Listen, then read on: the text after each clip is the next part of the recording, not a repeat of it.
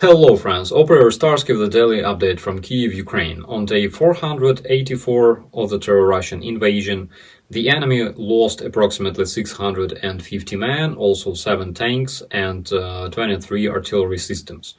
Tonight the Russian terrorists hit Kryvyi Rih again. 10 residential buildings were unfortunately damaged, as well as private cars, water and natural gas infrastructure. Luckily, there were no casualties. As it was already explained previously, the air defense in this area is not as strong as in other cities because there's no significant targets located in Kryvyi Rih whatsoever. That's why the Russians only strike this city in order to murder civilian population. Ballistic and cruise missiles were used by the terrorists as well as Iranian-made Shahed drones, but this time their number wasn't as significant as previously. However, it was reported by the president's advisor Mikhailo Podolyak that the Russians also used Kinjal missiles attempting to strike the dam in Kryvyi Rih. Despite the usual Russian war crimes committed against the Ukrainians, this day brought some significant achievements to the armed forces of Ukraine. First, a bridge in Chongar got damaged, crippling the Russian logistics between Crimea and the Kherson Oblast. Also, the Russian terrorists in Krasnohorivka, Donetsk Oblast were pushed back.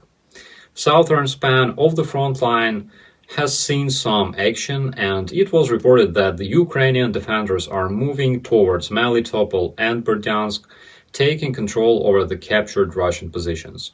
We'll learn new details in the upcoming days, I hope. Meanwhile, it was also reported that the Russian terrorists attempted to storm the Ukrainian positions near Bakhmut, Avdiivka, Mariinka, and Liman. That's where the major action took place today. The chief of the Russian toilet thieves, war criminal Shoigu, promised Putin that before the end of June the military reserves will be formed in the Russian Federation. Ooh, that's interesting. What happened? I bet the Russians didn't see it coming because they never expected to start losing the war. But even though conspiracists still claim that Terror Russia hasn't even started fighting yet, they've already had several mobilizations and started forming territorial defense units on the territory of Russia. I can guarantee that the Russian citizens gonna love their new reality very, very soon. Another update is that the Starlink that I used in Kyiv during the blackouts this winter, I decided that I don't need it anymore because I have internet. We have everything we need in Kyiv right now.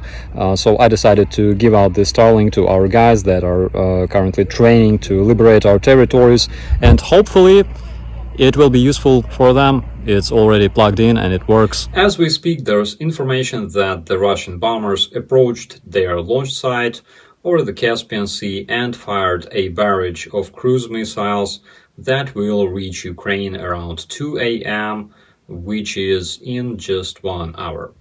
My name is Operator Starsky. As always, be safe.